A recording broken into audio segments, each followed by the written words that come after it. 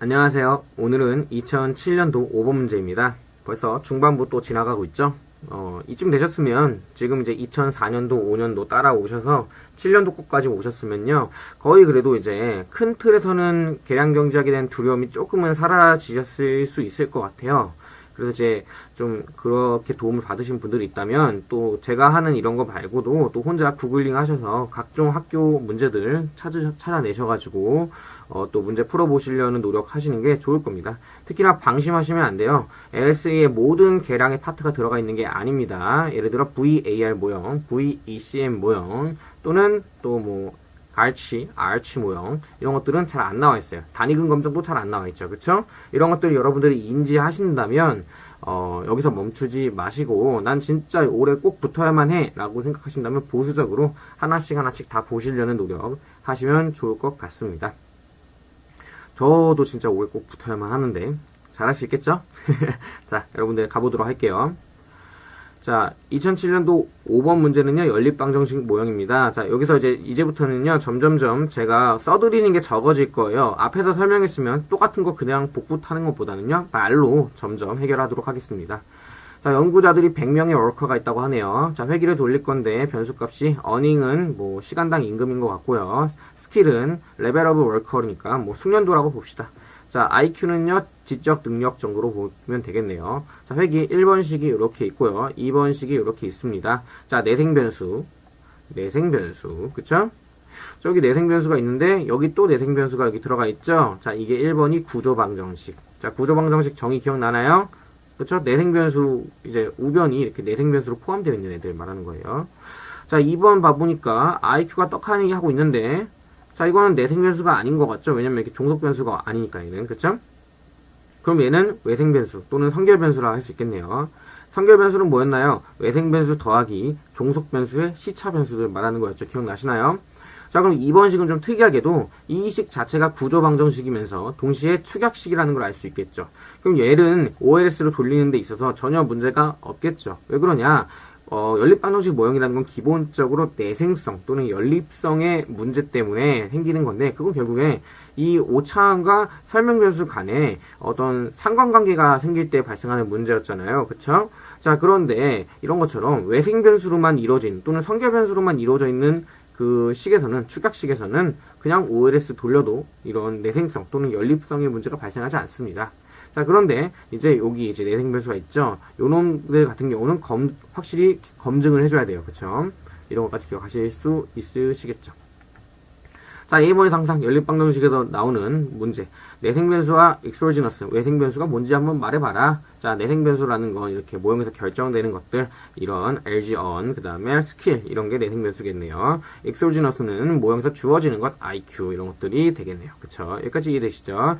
그 다음에 derived reduced form equation을 해달라, 라고 되어 있네요. 자, 해주면 되는데 어떻게 하냐? 자, 2번식은 이 자체로서 축약식, 이미 reduced form이 되어 있습니다. reduced form이라는 건 정의, 물론 앞부분에서 다 배웠지만, 우변이 이렇게 선결변수, 즉 외생변수와 종속변수의 시차변수로만 이루어진 애들인데 얘는 이미 그렇게 되어 있어요. 자, 그럼 1번식만 바꿔주면 되겠죠? 어떻게 바꾸면 되냐? 요놈이 내생변수니까 이 스킬을 여기다가 대입을 해주면, 즉 요 알파1 플러스 알파2 IQ V를 여기다 대입을 해주시면, 전개하시면 이렇게 나옵니다. 그쵸? 그러면 이게 이제 얘의 축약식, 즉 LG-on의 축약식이라고 알 수 있겠네요. 여기까지 이해되시죠? 자, 넘어가도록 할게요. 자, B번. 자, explain. 설명해라. 왜 이제 연구자가 그러니까 OLS를 돌렸을 때, 그쵸? OLS 돌렸을 때, OLS를 돌릴 수 있는지를 설명해달라고 하고 있네요. 그쵸? 만약에 U와 V가, independently하게 서로 이렇게 분포를 한다면, 자, 이렇게 되어 있네요. 뭐, 이렇게 말이 어려워. 라고 되어 있지만, 자, 한번 판단해 보도록 합시다. 자, 베타2에 대해서 여러분들 검정 한번 돌려보도록 할게요. 이 베타2. 자, 그러면요, B2 OLS는 여러분도 알겠지만, OLS 방식으로 이렇게 그냥 돌려지겠죠. S는 스킬이고, L은 이제 LG-on을 말하는 겁니다. 그쵸? 자, 이렇게 되고요. 자, 그런데 여러분들이 이제, 여기 이제 LG-on에다 넣어주면, 이런 식으로 똑같이 하죠? 이런 식으로 바꿀 수 있다라는 거 너무나 이제 쉽죠? 당연하게 되겠죠? 이해되시죠? 자, 이렇게 됐을 때요. 자, 우리가 이제 OLS를 원래 못 돌리는 이유는 뭐예요? 이 S와 U가 서로 간에 상관관계가 있으면 못 돌렸었죠? 그쵸? S랑 U랑. 왜냐면 이게 이제 피리밋을 했었을 때 피리밋이 하면 이쪽이 이제 코베리언스가 되는데 코베리언스 SU가 되는데 코베리언스 SU가 0이 되어야 어떠한 편의 또는 불일치성의 문제가 안 생기는데 여기 가만 보니까 S는 여기 있죠. S에 U가 있어요, 없어요? 없죠? 없죠? 자, 그럼 얘네들이 상관관계 있을까요, 없을까요? 없어요. 그쵸? 이 부분은 피리밋 구해주면 빵으로 사라집니다. 분자 부분이. 그쵸? 자, 그렇기 때문에 이러한 측면에서 전혀 문제가 없어요. OLS를 돌리는 데 있어서. 일반적인 그 연립방정식 모형과 조금 다르죠. 그쵸? 내생성에 문제가 없네. 단 전제 조건이 뭐다? U와 V가 상관관계가 없다. 그쵸? 만약에 U랑 V가 여기 있잖아요. 그리고 U가 여기 있잖아요. S랑 U가, S의 구성원이 요거잖아요. 그쵸? V랑 U랑 서로 상관관계가 있다면 이 부분에 코베리언스 부분이 분명히 0이 아니게 되겠죠? 그때는 문제가 생기겠죠. 다만 보통 U랑 V랑 IID 그쵸? 서로 독립이다라고 이렇게 놓고 있기 때문에 이 상황에서는 아무런 문제가 발생하지 않습니다. 여기까지 이해되시죠? 그러니까 이제 여기 피리밋 봐보면요. 이렇게 되는 거고, 이렇게 되는 거고, 이 부분이 0이 돼가지고 여러분들 0이 되는 겁니다. 자, 이것도 다 아시겠죠? 너무 쉽죠? 넘어갈게요. 자, 10번 봐보도록 할게요. 만약에 이 베타2가요, 인콘시스턴트, 즉, 불일치성의 문제가 나타난다. 불일치 추정량이 된다. 언제? U랑 V가 서로 파지티블리 코릴레이트 되어 있을 때, 그쵸? 양의 그 상관관계가 있을 때, 어떻게 이제 그 불일치성이 나타나는지 설명해 주고, 자, 그 다음에 만약에 라지 샘플 바이어스의 바이어스의 방향까지 알려달라고 하고 있네요. 그쵸? 자, 여기 뭐 다 써놨는데 밑에 또 써져 있어요. 자, B2 같은 경우는 이렇게 또 다시 하시고, 대입하시고, 정리하면 이렇게 되겠죠. 피리밋 구하면요, 양변에 n분의 1로 나눠준 다음에 이렇게 피리밋 취하시면 되겠죠. 자, 그럼 베타2는 이렇게 여기는 코베리언스가 되고요. 여기는 베리언스가 됩니다. 자, 문제는 아까는 S랑 U가 서로 간에 독립이었어요. 그쵸? 자, 그런데 요번 같은 경우는 S라는 놈은 앞서 말한 것처럼 자, 여기 봐보세요. S라는 놈은 요거죠? 자, 여기 눈도장 찍어 놓으시고 내려가 보시면요. 여기 이제 S 대신에 실제로 이렇게 알파1 플러스 알파2 IQV를 넣어준 겁니다. 그렇죠? 자, 이렇게 돼주면요. 사실은 알파1이랑 U는 아무런 상관관계가 없고, IQ랑 U도 아무런 상관관계가 없어요. 얘는 외생변수였죠. 자, 그런데 V랑 U랑 IID가 아니라고 했으니까, 사실상 코베리언스 V, U랑 똑같습니다. 그렇죠? 자, 그러니까, 여러분들이 이제 구할 수 있는 거는요, 요 부분인 거예요. 베리언스 S, 이 P리밋 이거 하면 코베리언스 S인데, 이게 0이 아니라, 뭐랑 똑같냐? 자, 여기를 마치 이렇게 집어넣는 것과 다름이 없습니다. 여기까지 이해되시죠? 무슨 말인지 아시겠죠? 자, 그리고 이제 이 부분이 양의 상관관계라 했으니까 편의의 방향은 파지티브가 되어 있겠네요. 그렇죠? 즉 과대 편의가 나타난다라고 할 수 있겠네요. 자, 이런 것들 열심히 얘기해 주시면 됩니다. 어렵지 않죠? 자, 그 다음에 또 한번 봐볼게요. D번 봐보도록 할게요. 자, 쭉쭉 나가죠? 여러분들이 이 정도는 이제 쉽게 보실 수 있을 거라 믿어서 그래요. 혹시 이거를 맨 처음 보신 분들이 뭐 왜 이렇게 빨리 나가? 이렇게 생각하신다면요. 앞에서부터 천천히 들어오시면 돼요. 저는 이제 2004년, 2005년도 다 들으시고 오신 분들이라고 생각을 하고 있기 때문에 앞에서 얘기했기 때문에 제가 이거에 대해서 그렇게 길게 얘기 안 합니다. 똑같은 문제가 반복되고 있는 거기 때문에 그래요. 자, 구조방정식, 자, 봐볼게요. 다시 한번. 1번식은요, 그 자체로서 구조방정식이었죠. 자, 그 다음에 2번식은요, 이건 구조방정식이자 축약식이었어요. 왜냐면 이게 외생변수여서. 그쵸? 그 다음에 1번식에 대해서, 그쵸? 1번식에 대해서 축약식을 만들면 이렇게 된다라는 거 앞에서 구해봤습니다. 자, 이 상태에서요, 봐볼게요. 데몬스트레이터라, 증명해라. 그렇죠? 수학적으로. 연구자가 그 도구 변수. 자, 우리 내생성의 문제가 발생한다면 도구 변수를 쓸 수 있겠죠. 자, 근데 이제 내생성의 문제가 언제 발생했어요? 방금 전 같은 경우는 이 V랑 U가 서로 코릴레이트 있을 때, 그쵸? 인디펜던트 하지 않을 때 내생성의 문제가 나타난다고 C번에서 풀었었잖아요. 만약에 둘이 이제 인디펜던트 하면 아무런 문제가 안 발생해요. 이해되시죠? 어찌됐건 간에 이렇게 되면요. 이 경우에는 이 스킬과 U 사이가 내생성의 문제가 1번식에서 발생하고 있기 때문에 어떤 베타2를 추정했을 때 불일치 추정량, 특히나 양의 자기상관이 있었을 때는 과대 편의의 문제가 생겼습니다. 그쵸? 자, 이러한 내생성의 문제를 해결해주는 건 항상 뭐다? 도구 변수다. 여러분들 그리고 도구 변수와 대리 변수를 항상 구분하라 했었죠. 프록시 같은 경우는 자료가 불완전할 때 쓰는 거였고요. 그쵸? 그 다음에 도구 변수 같은 경우는 내생성 문제를 해결하기 위해서 푸는 거라고 했었죠. 말이 엄청 빠르죠? 자, 여러분들 알려드리면서 사실 저도 되게 머리가 거의 각인이 돼요, 이제는. 그렇게 저한테도 도움이 되더라고요, 이런 것들이. 자, 여기 이제 봐보시면요. 어찌됐건 간에 그래서 instrumental variable, 이제 도구 변수를 쓰는 거를 이렇게 써서 해결하는 걸 좀 보여달라고 하는 거네요. 자, 도구 변수 뭘 쓸 수 있을까요? 외생 변수인 IQ를 쓸 수 있겠죠. 자, 여러분들 이렇게 봐보세요. 이거만 보고 어떻게 도구 변수가 IQ인지 알 수 있나요? 사실 이걸 보시면 알아요. 축약식에 봐보면요. 지금 S가 U랑 상관관계가 있으니까 문제가 있는 거잖아요. 근데 이제 축약식을 가만 봐보면 S 대신에 IQ를 쓰면 되겠구나 라고 생각하실 수 있겠죠. 여기까지 이해되시겠죠? 자, 그래서요, IQ를, 그쵸? 외생 변수로서 도구 변수로 사용합니다. 그쵸? 자, 도구 변수 추정법에서는요, OLS랑 다르게 이런 식으로 식이 바뀐다고 했었죠? 원래 OLS라면 II-i바의 제곱이 돼야 되는데 왜 SI-S바가 또 껴들어갔을까? 이게 도구 변수 추정법의 특징이라 했었죠? 자, 우리 말로 한번 해볼까요? 이 도구 변수 IQ의 특징, 도구 변수가 되기 위한 특징이 하나 필요합니다. 뭐냐면, 이 IQ는요, S랑은 상관관계가 필요합니다. IQ는 S와 상관관계가 필요합니다. 스킬과, 그쵸? 동시에 IQ는 이 U랑은 전혀 관련이 없는 애들이어야 돼요. 그쵸? 자, 근데 이 IQ는 그러한 역할을 가지고 있는 것 같아요. 왜냐면, 알파2가 0만 아니라면 분명히 스킬과 IQ는 어떠한 관계가 있을 겁니다. 0이 아니라면요. 그쵸? 동시에 IQ는 외생 변수기 때문에 여기 값인 U 값이랑은 아무런 상관관계가 없을 거예요. 이 두 가지 도구 변수의 특징, 오차원과는 독립이면서 내가 도구 변수로 쓰려고 하는 애랑은 상관관계가 있는 두 가지 특징을 모두 갖고 있습니다. IQ는. 자, 그래서 이렇게 써주시고요. 자, L 부분, 이거 LG on 말하는 거예요. 자, 여기다 넣어주시고. 자, 산수로 정리하면 이렇게 바뀐다라는 거 여러분들 또 알 수 있겠죠. 자, 그럼 이제 우리는 또 궁금한 게 피리밋이죠. 피리밋. 양변에 n분의 1로 나누고 피리밋 해주면요.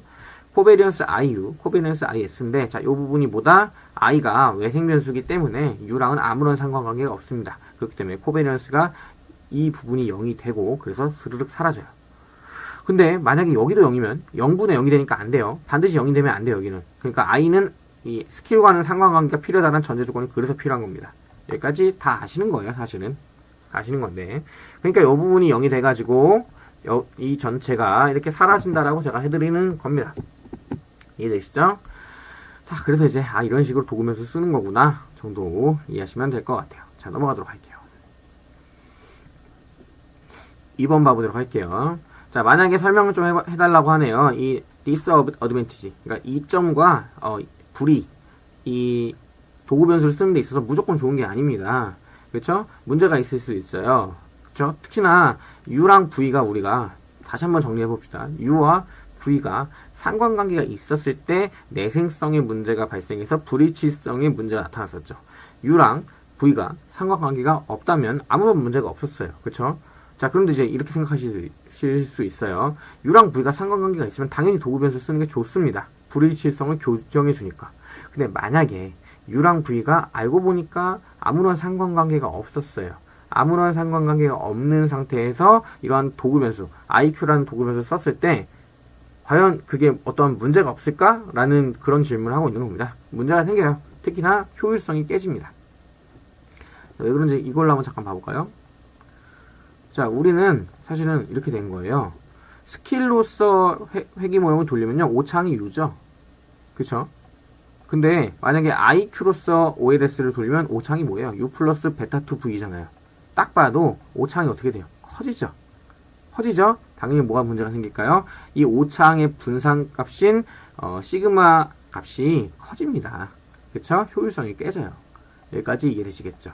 그러니까 여러분들이 이제 정리를 해보면 이렇게 할 수 있겠네요. U랑 V가 상관관계가 되어 있으면 당연히 도구 변수 쓰는 게 좋습니다. 그런데 U랑 V가 상관관계가 없는데도 도구 변수를 쓰는 건 문제가 있어요. 그렇죠? 상관관계가 없으면 OLS가 낮습니다. 왜냐면 효율성, 분산이 작기 때문에. 여기까지 이해되시죠? 자, 도구 변수의 장점은 consistent, 일치 추정량을 뽑아준다는 겁니다. 그렇죠? 그래서 라지 샘플에서 바이어스가 없다라는 말. 그렇죠? 자, 그 다음에 그쵸? 그래서 이제 라지 샘플에서 바이어스가 없으니까 소표본 일치라도 그렇게 큰 심각한 시리어스 바이어스가 없을 거라고 생각할 수 있겠죠. 피니 샘플에서도. 자, 그 다음에 단점은 뭐냐면요, 효율성이 깨져요. 특히나 U랑 V가 인디펜던트 하면은 그냥 OLS 돌리면 되는데 굳이 얘를 돌려온 거잖아요. IV를 한 거잖아요. 그쵸? 도구면서 한 거잖아요. 이 경우에는 효율성이 깨집니다. 그쵸? 특히나 만약에 근데 또 이게 이제 이런 독립이냐 아니냐의 문제랑 별개로 자 봐봐요. 이게 독립이면은 OLS는 편의가 있지만 효율성은 있습니다. 이게 독립이 아니면요 IV는요 편의는 없지만 효율성이 조금 깨져요. 그쵸? 그러면 우리 항상 말하는 MSE 그쵸? MSE라는 기준에서는 뭐가 더 좋은 건지 알 수가 없어요. 다시 한번 써드릴까요? MSE는 뭐였어요? 자, 저희 또 악필을 보실 수 있을 텐데 MSE는요 이건 솔직히 제가 악필이기도 한데 여러분들이 이거 한번 컴퓨터로 써보시면 자 MSE는요 바이어스의 제곱이고 그쵸? 더하기 그 다음에 베리언스입니다. 그쵸? 자 그러니까 자 OLS 같은 경우는 그 U랑 V가 상관관계가 있을 경우에 바이어스는 있지만 그래도 베리언스는 작아요. 근데 이제 IV는요 바이어스는 없어지지만 베리언스가 커지는 문제가 있습니다. 그럼 둘 중에 뭐가 더 좋을까? 알 수 없게 되겠죠. 되겠죠. 이런 얘기도 할 수 있습니다. 자, 이 정도로 그 다음에 이제 영어는 빠르게 여러분들이 멈추시고 읽어봐 보세요. 알겠죠? 자, 그럼 이제 사실은 그럼 여기서 지금 무슨 얘기를 하고 있는 거냐? 이쯤 되면 눈치를 채실 수도 있는데 결국에는 U랑 V가 상관관계가 있냐 없냐 그거를 결정하는 게 굉장히 중요하다라는 얘기 하는 거겠죠? 그쵸? 그러니까 만약에 상관관계가 있으면 IV 하고 상관관계가 없으면 OLS 하자라는 얘기로 나갈 거 아니에요. 그쵸? 자, 그래서 이제 연립성을 검정하는 게 정말 중요합니다. 자, 연립성을 검정하는 방법은요, 보통 이제 하우즈만 표기 검정 또는 하우즈만 검정 두 가지를 사용합니다. Q스터디에서는요, 하우즈만 표기 검정만 있어요. 일단 한번 잠깐 봐볼게요. 어떤 방식인지. 자, 다시 한번 읽어볼게요. 연립성이 존재하는 경우에는요, 뭐 2단계 최소 자승법과 도구 변수 방법법을 사용하면 뭐 이렇게 쓸 수 있대요. 아시겠죠? 과대 편의가 있을 때, 특히나, 그쵸? 과대 편의래요. 미쳤네요. 맞아요. 죄송해요. 과다 식별일 때는 2SLS가 좋고요. 적도 식별이 됐을 때는 도구 변수 하나 써버리면 좋습니다. 자, 이랬을 때요. 하지만 연립성이 없는 경우에 이러한 추정량은요, 일치 추정량이지만 효율성을 상실하게 돼요. 앞에서 말했던 얘기가 나오겠죠. 자, 그래서 우리는 연립성, 즉, 내생성이 있는지 없는지를 확인을 해줘야 됩니다. 즉 내생 설명 변수랑 오차항의 상관관계가 있는지 확인해 봐야 돼요. 자, 그래서 이제 검정 한번 해볼게요. 자, 수위함수가 이거예요. 공급함수가 이거예요. 시기도 갑자기 바뀌었어요. 내생 변수. 뭐 그 다음에 또 이제 말은 안 했지만 요 놈도 당연히 내생 변수겠죠. 여러분들 경제학적 지식으로. 그쵸? 외생 변수 몇 개예요? 하나, 두 개. 그쵸? 자, 우리 한번 오랜만에 그러면 그 위수 조건 한번 써봅시다. K-K, 즉 내가 갖고 있지 않은 외생변수의 개수는요. 이쪽에 외생변수 내가 갖고 있지 않은 거니까 이쪽을 봐야겠죠. 외생변수 있어요 없어요? 없죠. 빵이에요. 자, 내가 갖고 있는 내생변수 빼기 1은 요거에서 빼기 1하니까 1개예요. 자, 그러니까 지금 K-K가 N-1보다 작은 상태죠. 과소식별입니다. 자, 얘는 식별이 사실상 불능한, 즉 얘는 식을 알아낼 수가 없어요. 알파1, 알파2, 알파3 값을. 자, 반대로 공급곡선 봐볼게요. 내가 갖고 있지 않은 외생변수 요놈 두 개. 그쵸? K-K는 2입니다. 자, 내가 갖고 있는 내생변수의 개수는 하나, 두 개인데 두 개에서 빼기 1을 해주면 1이겠네요. 그쵸? 과대식별이네요. 이번에 이쪽이 크니까. 어쨌든 식별이 가능한 상태네요. 그쵸? 특히나 과대식별이니까 2SLS를 쓰는 게 좋겠네요. 그쵸? 뭐 이제 그렇다 치고요. 자, 봐볼게요. 자, 이건 Q스터디의 내용을 그대로 갖고 온 겁니다. 여러분들. 자, 그래서 추격형 방정식을 이제 어떻게 하면 내생성 검정을 하냐. 그냥 바로 일단은 하는 게 아니라, 그럼 이제 이 2SLS나 또는 도구변수 추정법을 쓰기 전에, 이게 이제 써도 되는지를 확인하기 위해서 내생성을 검정해 보려고 해요. 자, 이게 이제 하우즈만 표기 검정입니다. 자, PT를요, 이 PT 헷 플러스 VT 헷을, 자, 이렇게 회기를 돌려서 축약식이죠, 이거. 외생변수니까 축약식으로 회기 모양을 돌려버려요. 자, 그러면 이제 축약식이니까 파이 0, 파이 1, 파이 2 문제없이 구해집니다. 그래가지고 이제 PT 헷을 구해내요. 그럼 당연히 VT 헷도 구할 수 있겠죠, 여러분들. 왜냐면 PT 빼기 PT 헷을 해주면 VT 헷이 나오니까. 자, 그래가지고 우리가 이제 VT 헷과 PT 헷을 뽑아낸 다음에 이걸 가지고 다시 회기식을 돌립니다. 어떻게? 이렇게. 이해되시나요? 이렇게 회기식을 돌려요. 자, 그래가지고 이 베타원이 유의한지 아닌지를 검증하는 거예요. 이게 유의하다면요, 여러분들 이 Q 안에 지금 사실은 베타원 VT 헷 플러스 입실론 T가요, 요놈과 요놈 그 뭐냐 요놈이 같은 거예요. 요놈 안에 이게 포함이 돼 있냐 없냐가 되게 관건인 거거든요. 베타1이 0이 아니면요. 0이 아니면 포함이 된 거란 말이에요. 그러면 연립성이 생깁니다. 자, 그래가지고 VT 개수에 T 검정을 해가지고요. 이 베타1이, 그 뭐냐, 베타1인가요? 베타1 맞죠? 베타2인가요? 베타1인가요? 베타1이네요.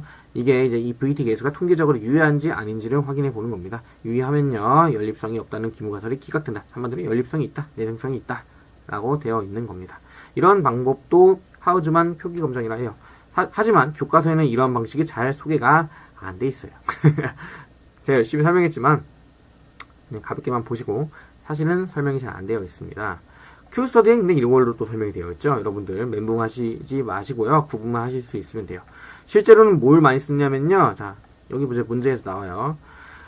일반적으로 이제 OLS를 쓸지 IV를 쓸지에 대해서 결정하는 방법을 알려줘라. 한마디로 하우즈만 검정을 해달라 이거예요. 즉 연립성이 있으면 IV, 연립성이 없으면 OLS 이렇게 쓰라 이거겠죠. 그래서 이제 하우즈만 테스트 또는 더빈 후 하우즈만 테스트 이렇게 되겠네요. 그쵸? 우인가요 이거? 모르겠네요. 어쨌든 간에 하우즈만 테스트는 뭐냐?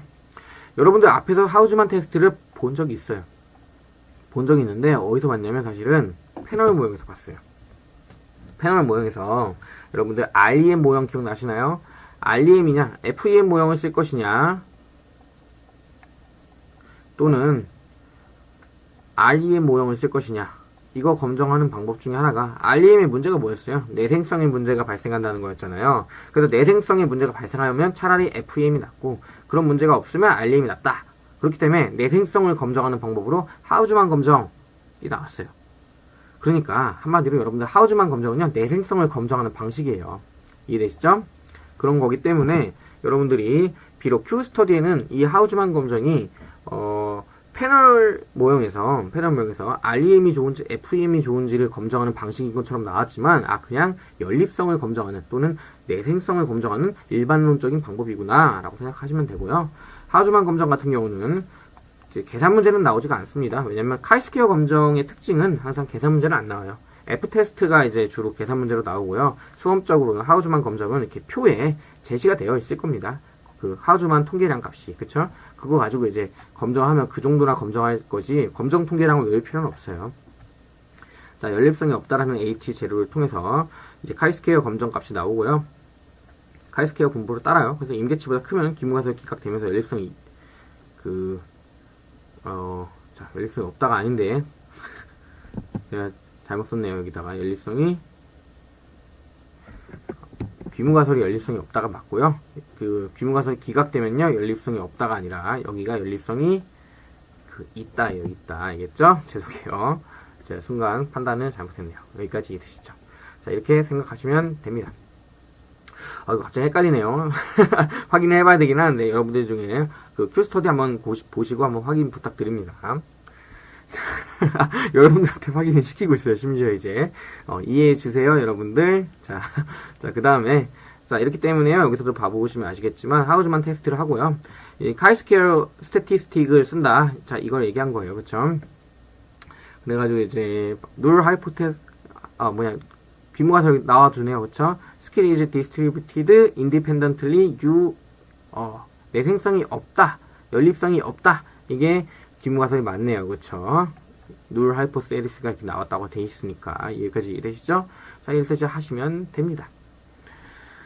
자, 다시 말하지만 하우즈만 테스트는 나올 수는 있어요. 다만 그게 계산 문제로 나올 수는 없고요. 그냥 이렇게 표에 제시가 돼 있을 거예요. 하우즈만 테스트에 어떤 검정 통계량을 준다던가 하우즈만 테스트에 P밸류를 준다던가 해가지고 기본적으로 연립성이 있냐 없냐를 물어볼 수는 있습니다. 여기까지 이해되시죠? 자, 연립성이 있다예요. 자, 제가 여기다 완성을 시켜볼까요? 한번 그러면 여러분들 제가 어떻게 이걸 만드는지 이렇게 구경할 수 있습니다. 연립성이 있다 하고 글씨 크기 자 한번 10 정도 만들면 될 것 같은데 완벽합니다. 죄송해요. 자, 여기까지 이해되시죠? 자, G번 마지막 문제입니다. 자, 그러면요 2번식 같은 경우는 어떻게 하면 일치 추정량을 만들 수 있냐? 2번 뭐였어요? 얘는 구조방정식이자 축약식이었죠. 외생변수로만 구성된 OLS 돌리면 돼요. 얘에다가 괜히 갑자기 도구변수 추정량을 쓴다고 하면 굳이 효율성을 깎아먹는 짓이에요. 그냥 이 상태로 OLS 돌리면 됩니다. 답도 단순하죠. use OLS. 그쵸? 자, 여러분, 여기까지 왔는데, 자, 오늘은 몇 분 만에 제가 해결한 걸까요? 25분이네요. 빨리 끝낼 줄 알았는데. 자, 이제 여기까지 보셨으면은 분명히 이제 또 계량 경제학에 대한 좀 자신감이 뿜뿜 하실 텐데, 이제 그 뿜뿜을 이용해서 멈추지 마시고요. 특히 한국은행 준비하시는 분들이라면 더 봐야 될 게 있다라는 걸 보시면서 공부하시면 될 것 같습니다. 무엇보다 또 이제 9월 지나가고 있는데요. 공부 열심히들 하시고, 물론 여러분들 저의 경쟁자가 될 수도 있기 때문에 너무 열심히 하지 마시고요. 그냥 뭐 즐겁게 합시다. 어찌됐건 꼭 올해 끝내도록 합시다. 감사합니다.